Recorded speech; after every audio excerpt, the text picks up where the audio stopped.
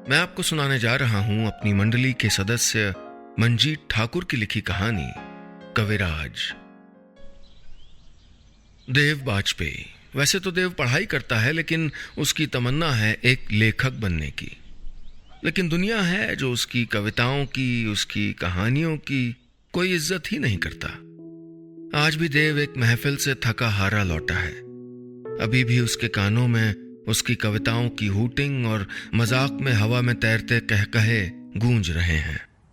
कमरे में आकर देव ने सीधे अपनी मेज का रुख किया। सामने डस्टबिन में पड़ी उसकी उन रचनाओं का ढेर था जो न जाने कितनी पत्रिकाओं, मैगजीनों ने खारिज कर दी थी। वापस आई हर रचना के साथ गुलाबी या पीले रंग का एक नोट चस्पा था। जगह की कमी की वजह से हम आपकी रचना को पत्रिका में शामिल नहीं कर सके। वापस आई हुई हर रचना उसे अपनी शख्सियत का मजाक लगती थी, अपनी नाकामी का सर्टिफिकेट। जब से लेखकों ने खुद को खेमों में बांट लिया था, नए लेखक के लिए अपने आप को किसी न किसी खेमे से जोड़ लेना जरूरी हो गया था। हर उभरते लेखक को किसी उस्ताद, किसी बड़े लेखक की शागिर्दी में आना पड़ता था। देव ऐसा कर नहीं सका था, और जाहिर है उसकी कहानी और कविताएं अभी तक पहली बार छपने की बाट जोह रही थीं। नाकामियों की भी एक हद होती है। उसका मुंह कसैला हो गया। उसने रेडियो ऑन किया तो समाचार आ रहे थे। भारत ने पाकिस्तान को लड़ाई में भारी शिकस्त दी है और पाकिस्तान के 2 टुकड़े हो गए हैं। अब पूर्वी पाकिस्तान को नए देश बांग्लादेश। देव ने रेडियो बंद कर दिया। उसका दिल भी तो 2 टुकड़ों में बंट गया था। आज की महफिल ने उसके सब्र की हदें तोड़ दी थीं। थोड़ी देर पहले अपने सबसे बेहतरीन बेल बॉटम को पहने और चौड़े कॉलर की बूटेदार कमीज में कवि सम्मेलन गया था देव।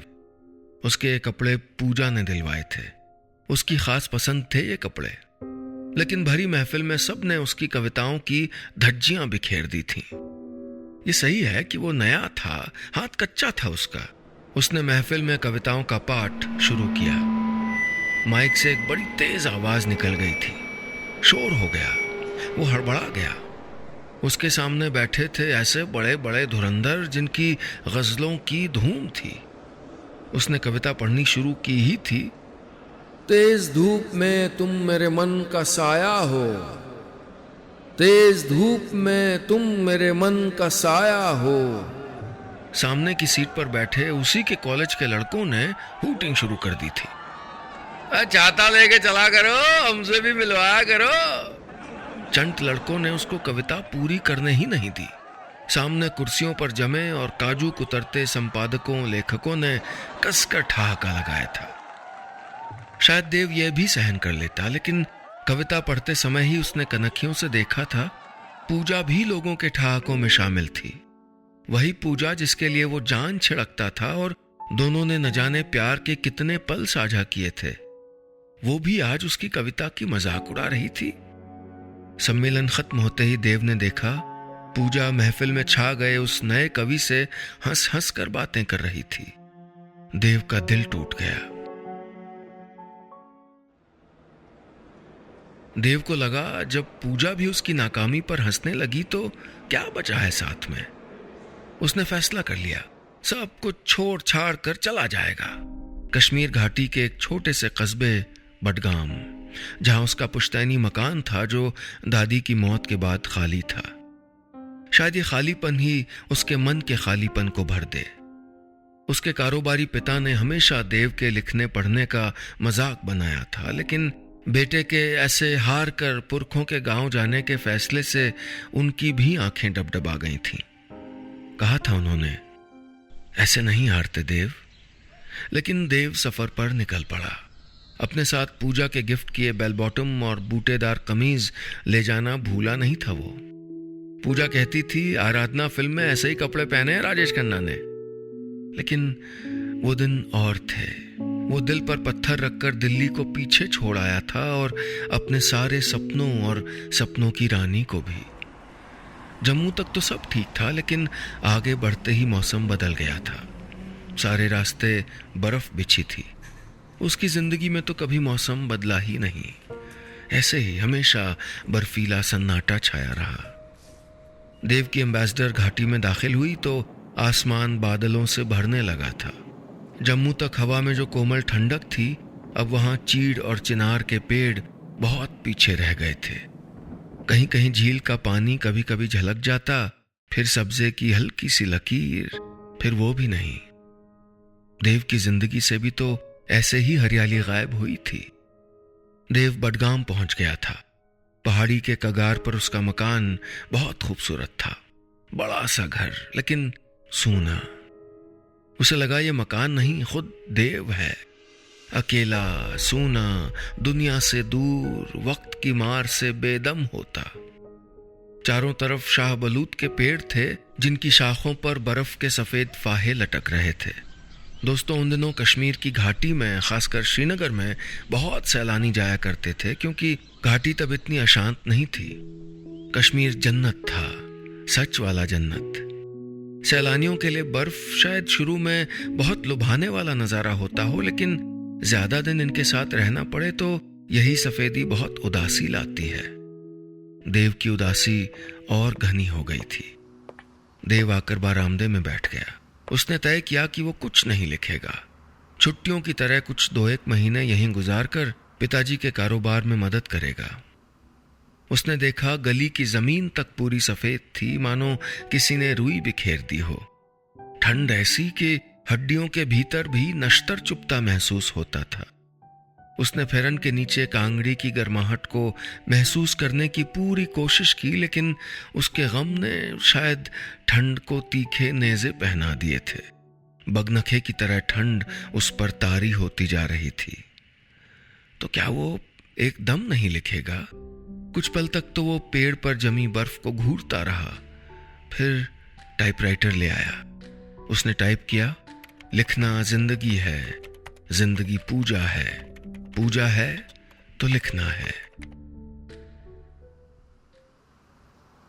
देव हर रोज टाइपराइटर लेकर बैठता और बैठा ही रहता।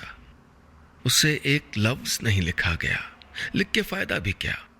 खुद के लिए लिखना एक बहुत बेहुदा किस्म की सोच लगती थी उसे। हर राइटर लिखते वक्त यही सोचता है कि उसका लिखा लोग पढ़ें, सुनें और उसकी चर्चा करें। लेखक किसी और चीज का नहीं तो कम से कम तारीफ का भूखा तो जरूर होता है, और देव को अभी तक यही नसीब नहीं हुई थी। पिछले 2 दिनों से वो एक भी शब्द टाइप नहीं कर पाया था। बस उस लिखे हुए को घूरता रहा। लिखना जिंदगी है। हार कर तीसरे दिन वो यूं ही अनमने ढंग से लिखने की मेज से उठकर बस अपने बाप दादा के सूने घर को निहारने लगा था। कितना भी बड़ा घर हो, राजाओं नवाबों की हवेली या बादशाह का लोहे और पत्थर का आसमान चूमता किला हो, उसकी जान होती है मोहब्बत में। देव की मोहब्बत थी कलम और पूजा, और दोनों ने ही फिलहाल उसका हाथ छोड़ दिया था। अचानक देव को चाय की तलब लगी। वो किचन की तरफ जा रहा था कि उसे किचन के बगल में एक स्टोर रूम नजर आ गया। स्टोर रूम में खुदा जाने कितना साजो सामान भरा था। कीमती और नायाब कालीनें, अखरोट और शाह बलूत के लकड़ी के बर्तन, नक्काशीदार लकड़ियां, चीनी मिट्टी के प्याले, बर्फानी तेंदुओं के पश्मीने, जाफरान की पोटलियां। लेकिन सारे सामानों के भीतर एक संदूकचे ने देव का ध्यान खींच लिया। उसने खींचकर उस संदूकचे को बाहर निकाला तो उसके कब्जों पर लगी जंग ताकीद कर रही थी कि इसे बरसों से खोला नहीं गया है। देव हैरत में पड़ गया। क्या हो सकता है इस संदूक में? देव ने आगे बढ़कर संदूकचे को खोल लिया। क्या पता इसमें दादी ने क्या रख छोड़ा हो। चर्र की आवाज के साथ वो खुला, और खुलते ही देव की आंखें हैरत से फटी रह गईं। इतने शानदार संदूकचे में भरा क्या था? डायरियां, कॉपियां, कागजों के पुलिंदे। है क्या ये? एक कागज उसने उठाकर पढ़ा तो लिखा था, अज़मौतो हयात चंद पुरसी आखिर, खुर्शीद बरोज ने दर उफ्तादो बिरफ्त। देव उसका मतलब मन ही मन बुदबुदाया था। क्या पूछते हो मौत और जिंदगी के बारे में? नीचे दादी का नाम लिखा था। उसने जल्दी जल्दी देखा तो हर कागज, हर नोटबुक, हर डायरी, हर कॉपी में कविताएं लिखी थीं, एक ही लिखावट में। देव के सामने एक नई दुनिया खुल रही थी। दादी की लिखी हुई दुनिया। देव के पास कुछ करने के लिए तो था नहीं, बस उसने एक एक करके सबको पढ़ना शुरू कर दिया। पढ़ता गया और हैरत से भरता भी गया। एक दिन पूजा उसे ढूंढती हुई आ गई। पूजा के सामने लब नहीं खुले देव के। फिर नज्म वाली बात वहीं रह गई। शिकवे शिकायतों के दौर हुए। पूजा तो आई ही थी देव को मनाने। बाहर बर्फबारी फिर से शुरू हो गई थी, लेकिन पूजा की हर प्यार भरी बात का जवाब देते वक्त देव के मन में एक अंधड़ चल रहा था। पूजा को सब कुछ सच सच बता दे या फिर इस मौके को चमत्कार की तरह सीने से लगा ले। उसके सामने वो तमाम बेइज्जतियां, तमाम फप्तियां, हूटिंग सब घूम गए। तब जब उसे लगा कि वो दुनिया का सबसे नाकाम शायर है, सबसे बेहुदा कहानीकार है। वो जानता था कि असल में वो उतना बुरा नहीं था, बस क्लिक करने भर की देरी थी।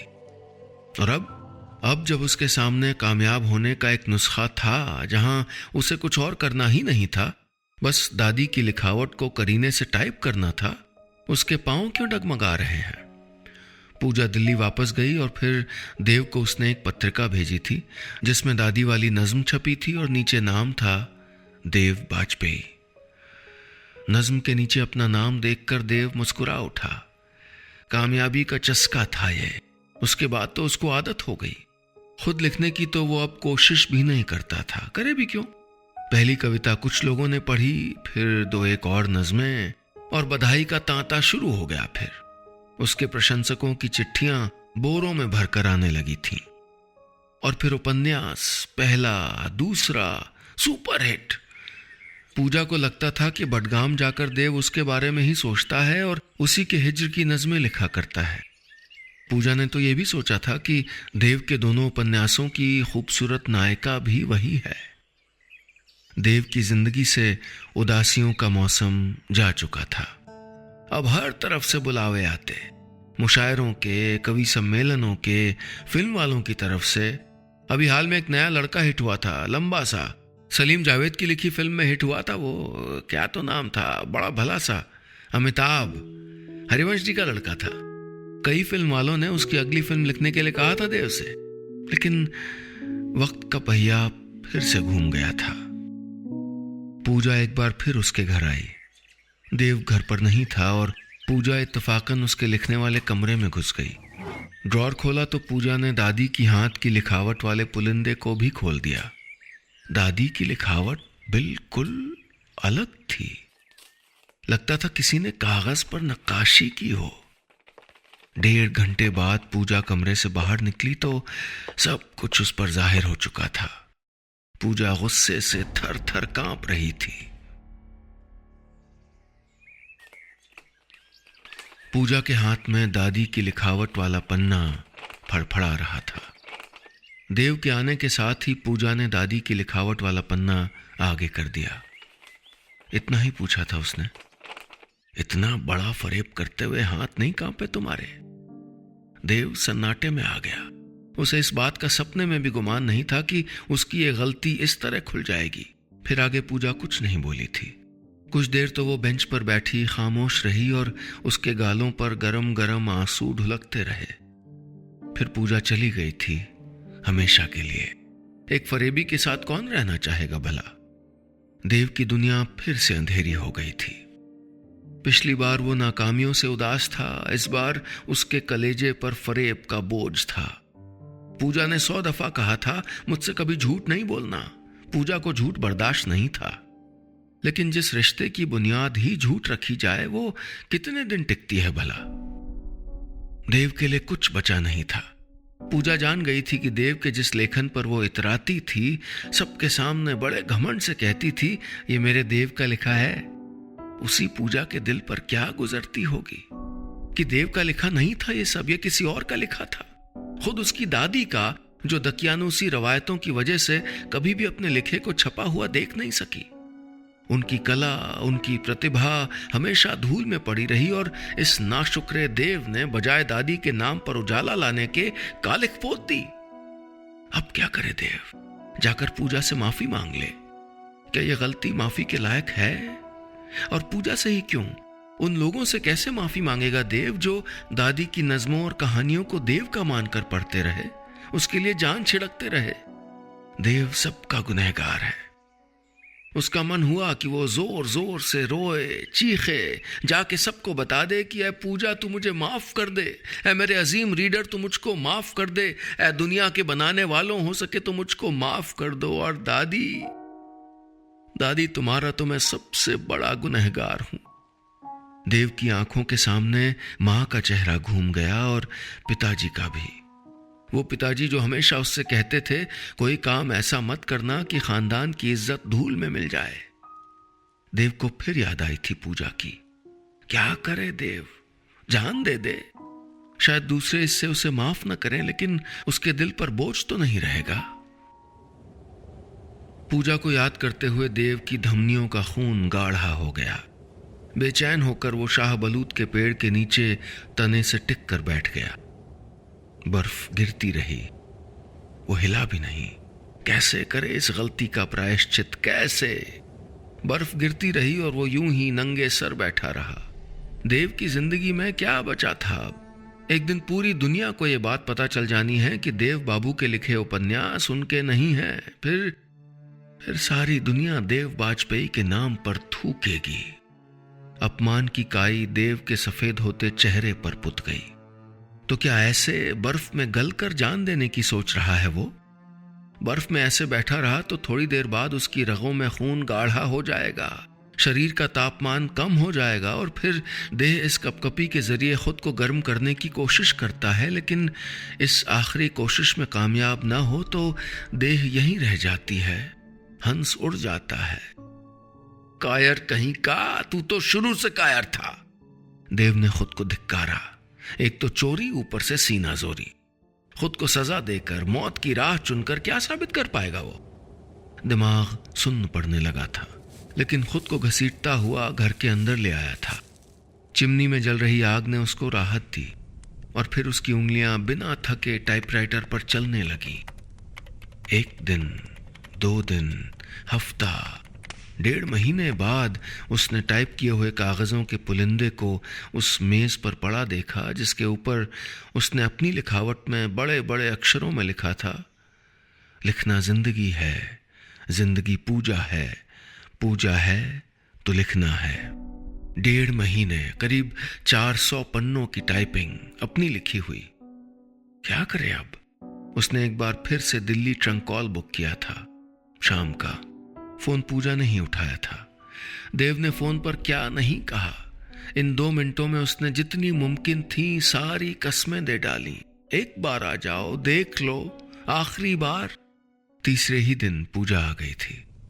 अगले 3 दिन तक अपने नए कहिए या पहले कहिए या दुनिया की नजरों में तीसरे उपन्यास को पढ़कर सुनाया था देव ने। ये उपन्यास था या आत्मकथा थी जिसमें उसने अपनी ही जिंदगी के दादी की नज्मों और उपन्यास की चोरी से लेकर सारे दर्दों का जिक्र किया था। इसमें पूजा भी थी, सच्ची वाली। देव ने उपन्यास को पूरा पढ़कर खत्म कर दिया था। पूजा चुपचाप थी। कुछ देर की चुप्पी के बाद उसने पूछा, फिर क्या हुआ? उपन्यास खत्म हो गया? देव के चेहरे पर मायूसी भरी मुस्कान आ गई। नहीं, कहानी खत्म नहीं हुई है, अभी उसका अंत बाकी है। पूजा ने बर्फ के फाहों का एक गोला बनाया और उसे देव की नंगी हथेलियों पर जमाते हुए कहा, तो अंत में लिखना। पूजा ने देव को माफ कर दिया और फिर उसने जोर से देव की हथेलियों पर अपनी हथेली रख दी। गर्माहट बढ़ गई थी, बर्फ पिघलने लगी थी। बस इतनी सी थी ये कहानी।